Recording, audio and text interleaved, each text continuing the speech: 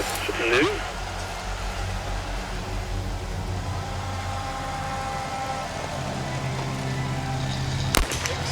Sätter första blikträff. Det är 4-3, Johannes Tingnesbø bommar sista! Samuelsson och Ponsiluoma har nu chansen. Båda har 2 träff, Samuelsson 3, Ponsiluoma 3. Samuelsson 4, Ponsiluoma 4. Samuelsson skjuter fullt och Ponsiluoma skjuter fullt.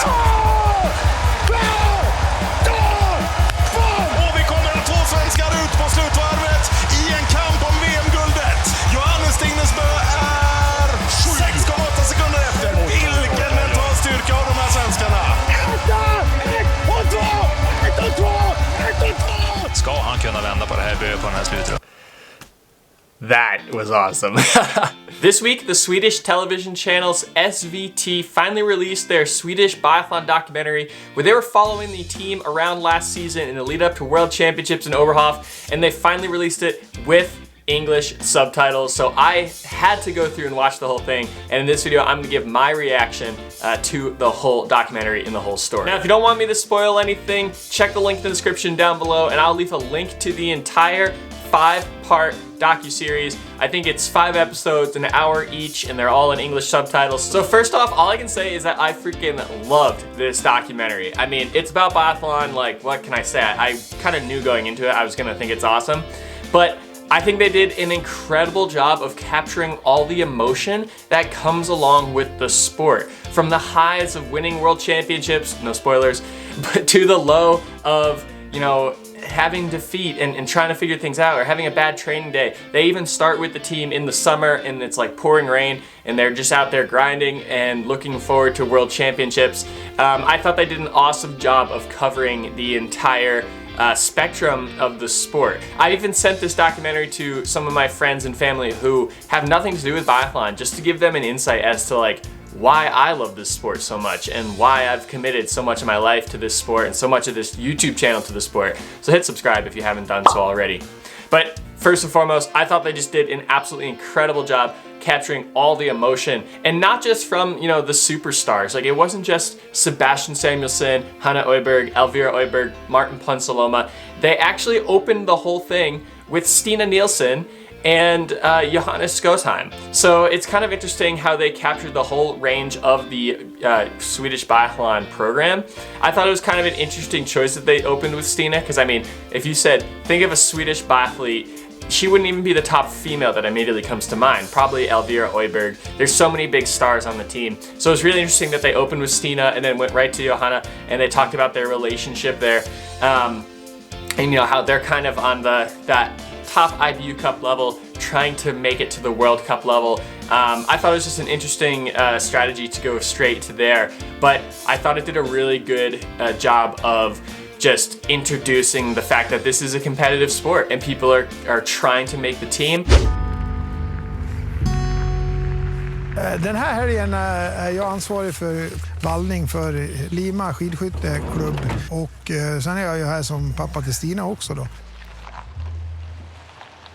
Tävlingen går i Sverige och det är Sveriges premiär, och då åker hon ju för sin klubb. Och då är det ju klubben som ordnar med både vallning och hela den biten med. Så, ja. Jaha, vad har han sagt då i Vallaborden? Det är alltid kul att ha såna här nationella tävlingar, för att det är väldigt få gånger som min pappa får vara med på tävlingar.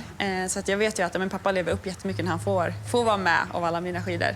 Det blir som en mysig inramning och en bra start på vinteråret. So as the summer progresses and the season nears, the whole team goes to Idrefjäll for the Swedish season opener. Now Sweden has their entire own cup within their country that's, you know, below the IBU Cup level. Now they portrayed these races not only as the season opener for some athletes, but also as a chance to really qualify for the team for that first World Cup team. Basically, you could call these sort of like a trials event.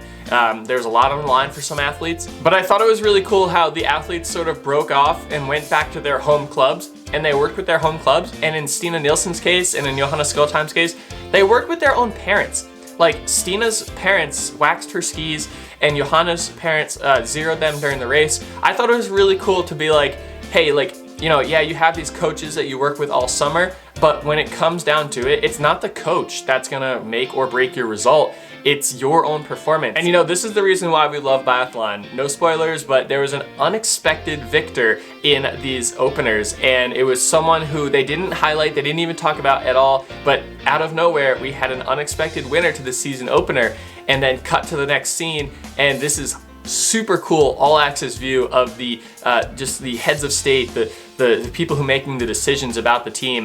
They're deciding who is going to go to the World Cup, who's going to go to the IBU Cup. And even though this one athlete won the qualification races, they didn't get selected for the World Cup, and it was purely on the decision of they didn't think they were ready for the World Cup yet. Mona är fortfarande lite längre bakom, men allmänt ett väldigt tajt och tufft uttagning på de sidan. Är ni kvar eller? Ja, men vi smälter alla säger. Jag vill inte säga något. Nej, men damerna tycker efter helgen så här att men Hanna, Elvira, de är egentligen klart kan man säga. Linn är klart om hon är helt 100. Men det verkar som hon har gjort ett bra pass igår med Mattias på bandet. Ja, världen ser bra ut så hon tror jag verkligen är redo. Sen ska Johanna få en chans. Hon har verkligen visat bra resultat där, men toppåktider också.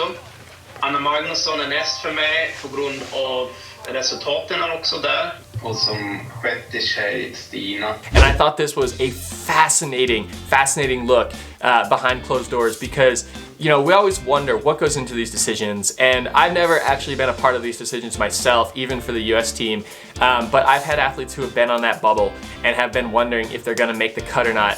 And in the US, it's very cut and dry. In the US, we really rely on the criteria, and there's a very specific outline bullet point steps that you need to achieve if you want to hit these certain results. So for example, it might say the top 2 athletes from these races qualify for this race. So for that reason, this athlete who was a surprise winner on this season opener, they would have achieved the top 2, they would have automatically gone. But in Sweden, that's not necessarily the case. They really relied on this sort of subjective, you know, is this athlete ready criteria.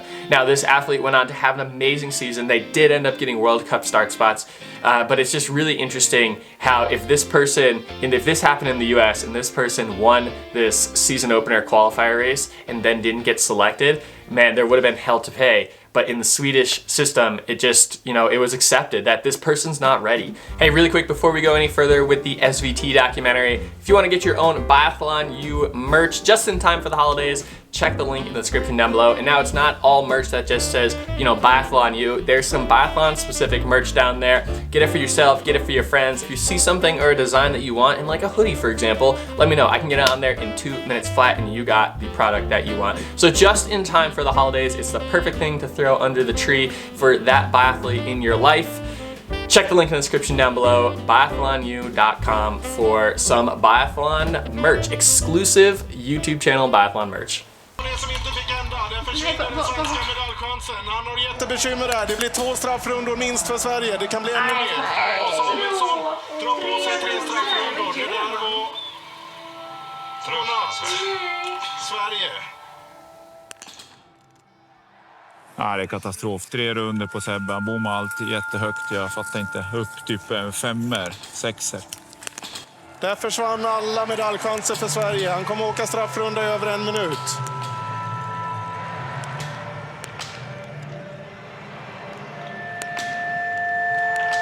Oj, vad jobbigt. Oj, vad jobbigt för Sebastian Samuelsson och för Sverige. Den där trappbilden vill jag se, för det här är inte liksom. Nej, det här är intressant. Jean-Marc Chablot, vad var det som hände för Sebastian? Nej, det är väldigt svårt att förklara. Alltså, han bommar så grovt klockan 12:01. Och riktigt grova bom. Alltså, vi pratar, ja, det är alltså närmare det vita liksom. Så att något skumt har hänt där. Det här händer inte Sebbe liksom. Han är mycket bättre än så. Även om han inte skulle skjuta bra så ska han kan inte bomma så grovt. Så det kan inte förklara. Jättetråkigt. I love the coaches' emotions and reactions. It reminded me a lot as a coach. Like, I'm a very emotional person. I get really invested into, how the athletes are doing. And it's so hard because there's nothing you can do as a coach. You just have to really watch your athletes perform. You can give them corrections if they need something. You can yell at them splits or technique advice, but there's nothing you can do. You can't race for them. You can't draw up the perfect play to have them, score that goal. It's all on them, and all the time and energy that went into, this race in the training is really what's going to pay off. There's nothing more you can do. So, as a coach, you're just along for the ride. You're just along to watch the show. And I thought they did a great job of capturing, the coaches' emotions, because they've invested so much into this, and now they're at a point where there's nothing they can do except enjoy the show. Jag tycker det är verkligen det är en medalj för hela laget. Det hade inte varit möjligt annars. Hej! Grattis! Tack! Nej, men jag är bara så väldigt tacksam att jag får uppleva det här igen.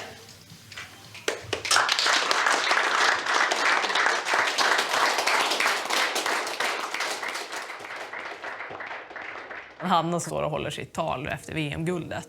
Det var väldigt speciellt och väldigt jobbigt också. Jag vet inte om jag säger grattis till henne eller vad jag gör, men jag känner ju att jag fixar inte att stå kvar där. Alltså, jag måste gå därifrån för det blir för jobbigt. Det är ju klart att jag är fantastiskt glad för Hannas skull och Lins skull och liksom hela laget. Liksom. Men samtidigt så vet jag själv också att jag är minst lika bra som dem och jag vill också stå där. Och jag får inte ens ta chansen. Utan jag måste sitta här på mitt hotellrum. Och det blir verkligen blandat.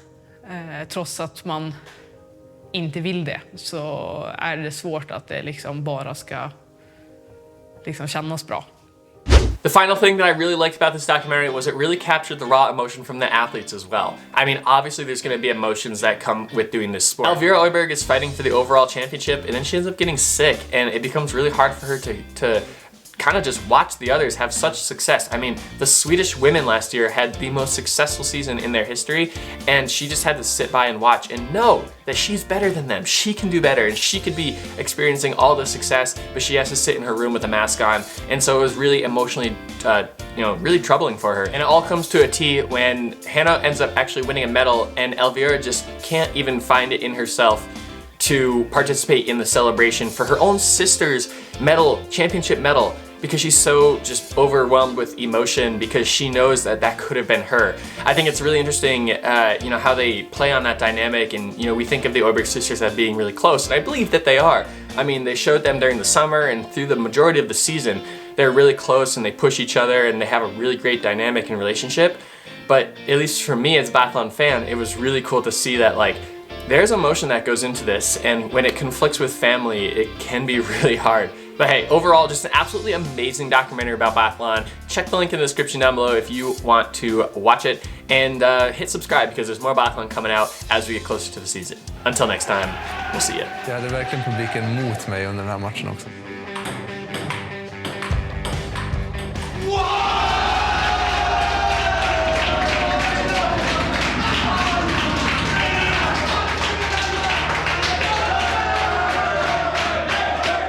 Jag är oftast inte så dålig förlorare, men det där grävde mig i alla fall resten av kvällen, det ska jag erkänna.